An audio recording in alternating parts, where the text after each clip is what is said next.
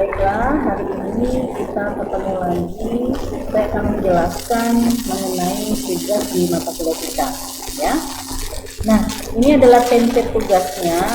Jadi kita akan membuat spesifikasi kebutuhan perangkat lunak atau SKPL dan deskripsi perancangan perangkat lunak atau DPPL.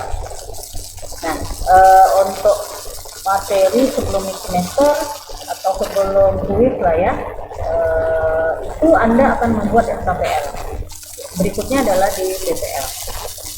Nah, ini saya sudah membuat template tugasnya, jadi silakan diisi dengan judul tugas yang masing-masing berdasarkan ACC dari Ibu, karena kalau belum saya ACC itu belum bisa membuat tugasnya, ya. Kemudian ini nama kelompoknya dan nama anggota kelompoknya beserta dengan NIM. Yang ini tinggal diikuti saja. Daftar isi mohon untuk diisi halaman berapa.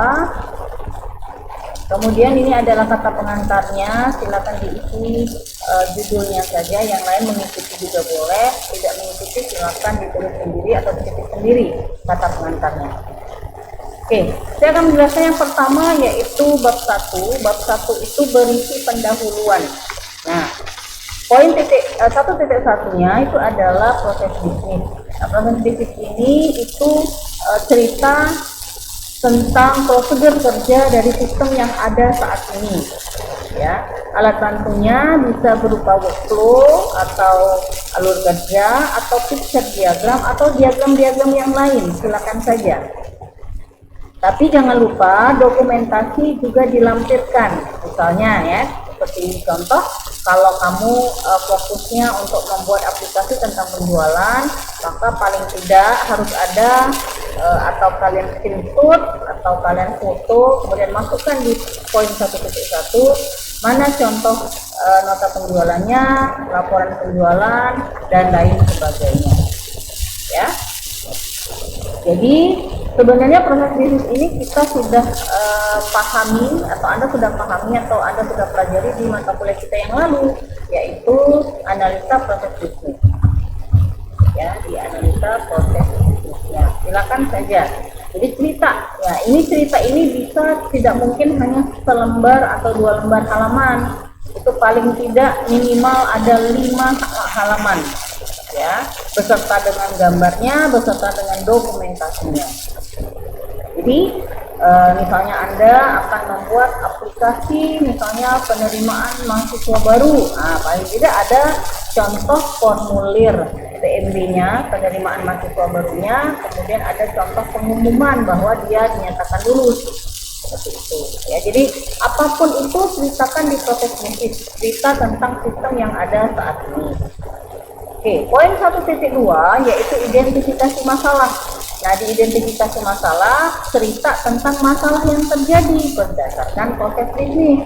Jadi masalah yang terjadi saat ini, sehingga solusinya adalah Anda akan membuatkan aplikasi tadi atau program atau perangkat lunak.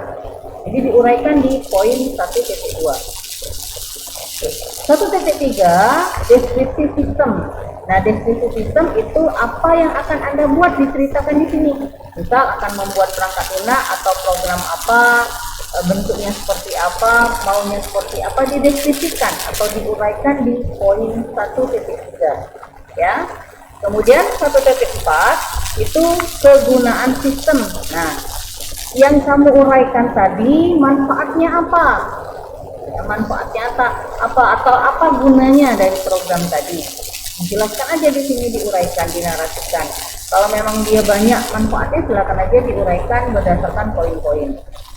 Kemudian 1.5 itu adalah kemampuan sistem. Jadi sistem yang Anda buat atau program yang Anda buat itu mampu apa saja. Misalnya tentang penjualan nih, tentang penjualan. Aplikasi penjualan yang kamu buat itu mampu misalnya mengentry data penjualan, memasukkan produk yang kita beli, kemudian nanti memasukkan data penjualan sehingga nanti keluar stok, ya, atau keluar persediaan produk. Kemudian bisa menghasilkan nota penjualan, bisa menghasilkan laporan penjualan per bulan, bisa menghasilkan misalnya grafik rugi laba gitu ya, atau keuntungan secara garis besar per tahun. Nah, itu jelaskan di kemampuan sistem, ya diuraikan saja. Kemudian 1.6 itu adalah target pengguna, berisi siapa saja pengguna yang akan menggunakan sistemnya. Jadi, kalau di penjualan misalnya yang targetnya itu adalah konsumen, kemudian pegawai bagian penjualan, manajer penjualan, pengunjung yang mau lihat-lihat produk kita. Nah, itu bisa sebagai isi dari target pengguna. Nah, siapapun targetnya atau siapapun penggunanya, uraikan juga apa yang bisa dilakukan di sistem. Misalnya konsumen bisa ngapain? Oh, konsumen bisa melakukan pemesanan produk ke aplikasi yang kamu buat. Manajer penjualan ngapain? Oh, manajer penjualan mau melihat laporan penjualan per periode. Pengunjung ngapain? Oh, pengunjung bisa melihat-lihat produk yang kita jual. Jadi uraikan di target pengguna. Ya. Nah, untuk bab 1 ini akan saya nilai sebagai nilai quiz. Ya, sebagai nilai quiz. Jadi Anda buatlah bab 1 mulai dari poin 1.1 sampai dengan 1.6. Ya. Oke. Kemudian bab 2 itu adalah menjelaskan tentang kebutuhan sistem. Ada beberapa poin. Yang pertama adalah kebutuhan fungsional. Kebutuhan fungsional itu adalah menguraikan apa fungsi utama dari perangkat lunak yang akan kita rancang. Jadi fungsi utamanya apa? Ya. Contoh yang warna merah ini adalah contoh. Misalnya input barang dari user bisisan admin, pembelian barang. Ini uraikan saja kebutuhan-kebutuhan apa saja yang bisa dilakukan dari perangkat lunak yang akan kita buat atau yang akan kita rancang. Oke. Nah, yang 2.2-nya itu adalah kebutuhan non fungsional. Ya, Anda boleh buat sama seperti contoh juga boleh, tetapi isinya mungkin bisa dibedakan. Ya, jadi yang ada beberapa parameter mulai dari availability sampai dengan halaman utama. Misal contoh availability itu kemampuan sistemnya bisa ngapain gitu. Nah, requirement-nya 24 jam nonstop kecuali kalau ada maintain atau perbaikan sistem. Jadi karena dia buat website pasti bisa diakses secara terus menerus ya, atau selama 24 jam tidak berhenti ya, nonstop. Kemudian yang kedua, reliability. Nah, kegagalannya bisa ditolerir berapa persen, ya. Ergonomi, sistem informasinya ini seperti apa secara ergonomi. Kan udah belajar IMK ya, interaksi manusia dan komputer. Misalnya ergonominya dia user friendly, artinya bisa diakses oleh semua orang. Portability, nah misalnya bisa berjalan pada platform atau sistem informasi apa saja yang pasti dia mendukung aplikasi berbasis web misalnya ya. Memorinya, minimumnya berapa memori untuk mengakses ini misalnya ya. Respon time-nya berapa lama pada saat kita klik satu menu atau masuk ke halaman berikutnya, itu berapa lama respon time-nya. Safety, nah, safety-nya seperti apa? Menggunakan secure socket layer dengan sertifikasi misalnya. Security-nya misalnya keamanannya seperti apa ya? Misalnya untuk login harus manajemen user, harus orang dalam perusahaan atau yang lain-lain. Ceritakan saja di sini ya. Bahasa, menggunakan bahasa apa? Kalau bahasa Indonesia ya ketik aja bahasa Indonesia. Komunikasi, kalau misalnya ada fasilitas untuk berkomunikasi, misal pernah kan kalau kamu masuk ke aplikasi e-commerce kayak misalnya Shopee, kemudian ada fasilitas untuk berbicara atau untuk chat dengan penjual. Nah, itu bisa masuk ke dalam komunikasi. Ya, ada misalnya fasilitas chat misalnya ya.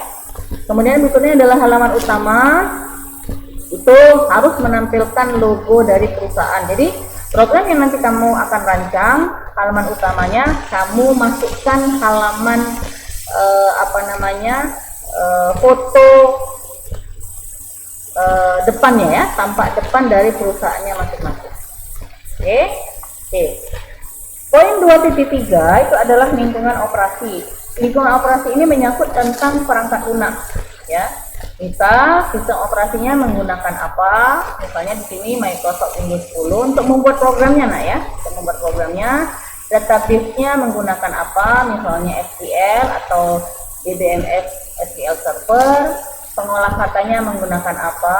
Ketiknya entah Notepad, entah pakai Word, entah apa. Kemudian yang paling penting itu adalah bahasa pemrograman apa yang Anda pakai. Misalnya HTML5, PHP, VB.NET, misalnya Python, dan seterusnya. Jadi ini isi dari bab 2. Itu sudah termasuk dari SKPL, nah ya. Oke. Bab 3 tentang desain sistem. Nah, ini masuk ke perancangannya. Nah, kita akan membuat data flow diagram yang nantinya secara teori juga bakal saya jelaskan secara detail ya. Kemudian kita akan membuat juga entity relationship diagram atau IRD. Kemudian 3.3-nya adalah desain tabel. Ya, ini contoh desain tabelnya. Kemudian 3.4-nya itu adalah desain interface. Ya, desain interface itu adalah menu-menu utamanya, menu-menu atau halaman-halaman dari program yang akan kamu rancang, ya, yang akan kamu rancang. Ini contohnya. Ini dan seterusnya ya, ini hanya contoh. Kemudian bab 4 itu adalah hasil dan pembahasan. Ini adalah hasil dari program yang kamu buat. Ya, misalnya yang pertama halaman utama, narasikan dulu. Halaman utama merupakan menu utama dari program yang dari aplikasi penjualan barang, misalnya ini merupakan bla bla bla bla bla bla. Ini video gambarnya. Nah, kayak gitu ya. Dan seterusnya. Jadi halaman apapun masukkan dari bab 4 yaitu hasil dan pembahasan. Dan terakhir itu adalah dasar pustaka. Kalau kalian merujuk membuat program ini menggunakan petunjuk atau menggunakan tulisan orang lain atau melihat atau mencontoh punya orang lain, silakan masukkan di daftar pustaka. Ya. Nah, itu saja penjelasan dari saya mengenai tugas mata kuliah analisa dan perancangan sistem untuk kita buatkan SKPL sama DPPL. Saya rasa cukup. Selamat mengerjakan.